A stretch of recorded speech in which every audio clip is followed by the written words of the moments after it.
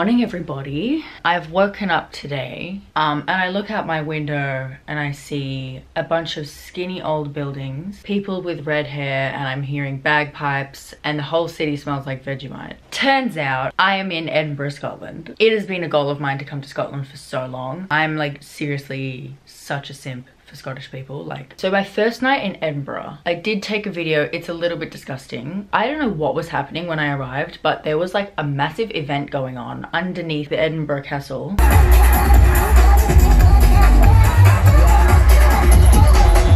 That was what was going on. Love it, honestly love it. Anyway, so since I've been really bad about vlogging this entire time, I have been spending all my time taking like videos like a tourist, videos of like the scenery and stuff. Been getting a lot of b-roll. One thing I've realized about myself is that when I travel, I like looking like a fucking dirty rat and I just go out and like, don't fucking talk to me, don't look at me, don't want my photo taken. No makeup, oily slicked back like rat dipped in oil hair, also just like out of control bad skin because of my shit ass diet and like not drinking any water. Like, it's just, I just love to like absolutely not take care of myself or put in any effort with my appearance when I travel apparently. Anyway, so I just was like, I definitely was not gonna film my face.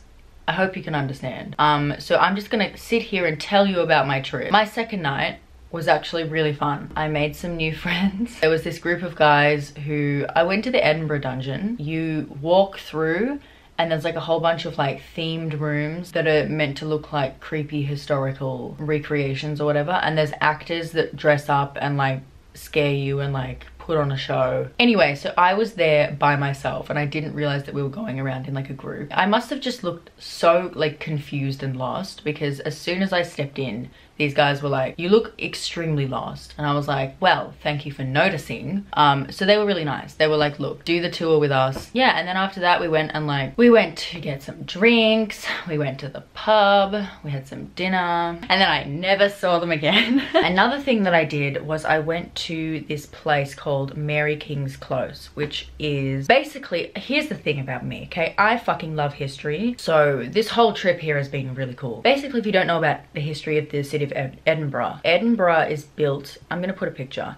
Edinburgh is kind of built like this. Originally it was on like a big hill, big slope. Edinburgh Castle was at the very top, and then they had obviously like the church running down, but running down the sides of this big hill, it's called the Royal Mile. That's the actual name of it. So the way the architecture is kind of set up, it's very skinny, very tall buildings, especially for the time period that they were built in. I guess these are like medieval skyscrapers. These buildings would be like 11 stories tall. I think the biggest recorded one was maybe 15 stories, which is quite fucking tall. Back in Queen Lizzie I's era, the way that the buildings were built created these closes. They were called closes. So now if you go to Edinburgh, there are still closes. There's still a bunch of them, but nowhere near as many as there originally were. That's how it looks from the street view. But if you go down the sides and you continue down, the doorways continue down the hill, the further down the hill you go. So it just kind of goes down and down in levels. And that's how people lived. And they also crammed as many people into these tiny rooms as possible. So you would have multiple families living in the same house. And it was also interesting with how like which level you would live on depending on your wealth. The poor people would live on the very bottom. The wealthier people would live in the middle for two reasons. First of all, you would think that they would live at the top, but poor people would live at the top because of the effort that it took to climb up to the top every day. Wealthy people in the middle, and the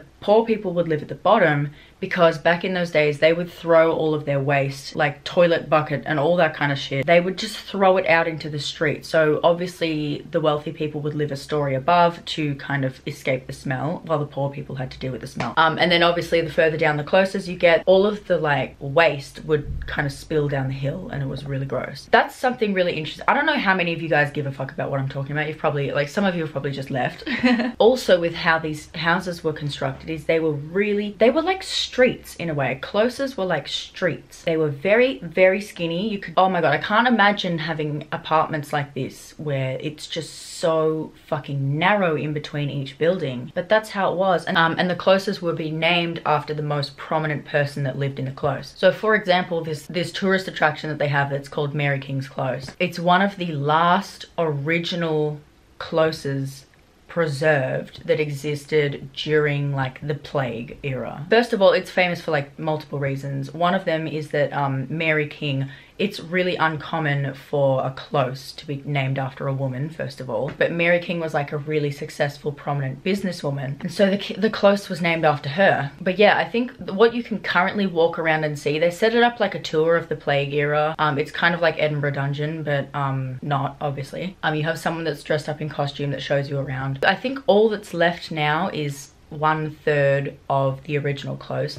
and it's underground. And it's underground because basically what happened in Edinburgh was they wanted to build this royal exchange, and so a bunch of closes and buildings just got completely filled in with like cement and bricks and whatever. There's all these like closes and buildings and stuff that have just been bricked up basically, and they're just all underground now. There's 1/3 of the original real Mary King close that's left, that's used for tours and stuff, and I'll put some photos here if I can. So that's what you are able to go and see. It's just incredible how they were living. Anyway, the thing that I find the most interesting is the fact that they would lock every close, the entrance and the beginning and the end of the close every night, and then they would be unlocked in the mornings. So I'm guessing so like people couldn't leave their street during the night and like go out through the town and like steal or commit crimes, I'm guessing. I have no idea why. I think that's probably why. That makes the most sense. But it's interesting, like imagine you living in a tiny little street, super squished, and then it gets locked. I would feel so claustrophobic. And there's a plague going on. Like, oh my god. There is one specific close that I did go and see that I learnt the history about after visit. Like I was there looking at the close, taking a photo, and there was a guy who explained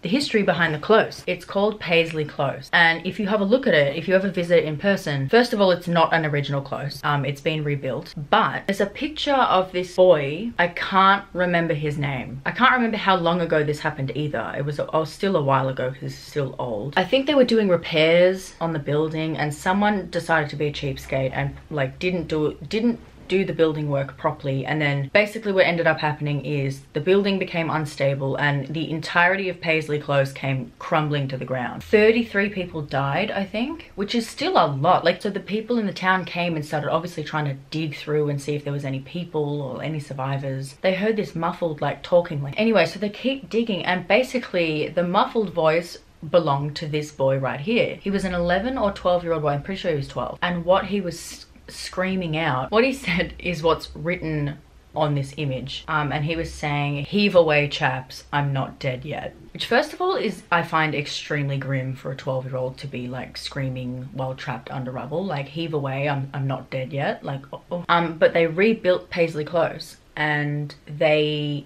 think this is the only close that has like a statue and a decorative piece on it of the boy, and you can read the words. Really interesting. Really interesting. And I think the building is way more new and it's bigger than it would have been, but I just find that so interesting. And if anybody is going to go and visit Edinburgh after watching this video, go and look for Paisley Close, because it's really cool. So let me tell you a little bit about like the food and drink side. Okay, so I tried haggis. Really famous, obviously. I think when people think of Scotland, they think of bagpipes, tartan print, and haggis. And Willy from The Simpsons, and the accent, obviously Shrek. But there's this food that's like really famous pub food, which is called haggis, neeps, and tatties. I think I have a photo here. It's actually really good. I was expecting to throw up eating haggis. It's actually really good. It's like mutton, I think. Like I think sheep's stomach, and then there's like sweet potato, and then there's like parsnip or something. Another thing I tried for the first time was black pudding. So I had it for breakfast at this pub. It was actually a really cute pub, loved it. Apparently it's literally just like blood, which if you know anything about me, I would have fainted. I took a few bites and almost did. Like I felt myself getting weak, and I think it's all in my head because the taste isn't bad. Knowing that I was eating just like a cake of blood like really kind of fucked me up mentally. I got these earrings. So I've decided to start a tradition with myself where with every country that I visit, I want to get a pair of earrings from. I think it'd be cool. I feel like everyone has like the souvenirs that they collect from every country they travel to, if you're lucky enough to travel. I know most people get souvenirs. My mum has always been a fiend for fridge magnets. She gets a fridge magnet from every country she's gone to. I think some people collect shot glasses, for example. I've decided I want to collect earrings instead of like tacky souvenirs. Love a tacky souvenir, like don't get me wrong, but I've decided I wanted to like collect earrings. I think that would be cool to have a jewelry collection that comes from all around the world. I don't know, I like the idea of that. So anyway, I've started off my collection. Well, I started my collection with a pair of earrings that I got in Florence. So I want to get some from England when I go back, and then I've also got these, but I mainly got it for this stone, which is like Scottish marble from the Scottish Highlands, marble with green streaks in it, and it's really cool. And apparently it's supposed to protect you against misfortune. Definitely a must for me. Now, this is the part of the video where I let you in on a secret. It is actually my final day in Scotland right now. I've just recounted my whole trip to you. Actually, like 1 hour before I have to check out, I have to pack all of my shit. Then I also have to buy a train ticket because I haven't done that yet. I'm trying to pass it off as like me being like fun and spontaneous and like being like carefree with reckless abandon, but I think it's just reckless. That has been my trip in Scotland. I really wanted to go to Glasgow, but it's just not worked out that way. And also I just think it's not something I'm gonna do this time around. If I ever come back to Scotland again, I'll go to Glasgow.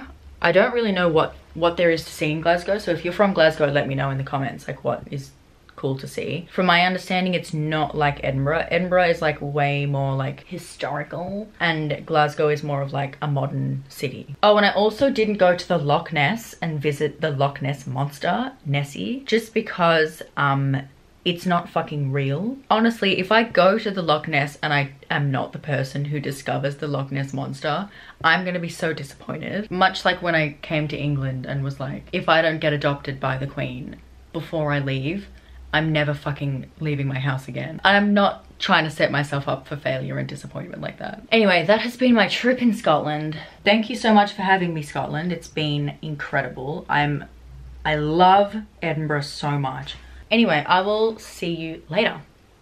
Bye.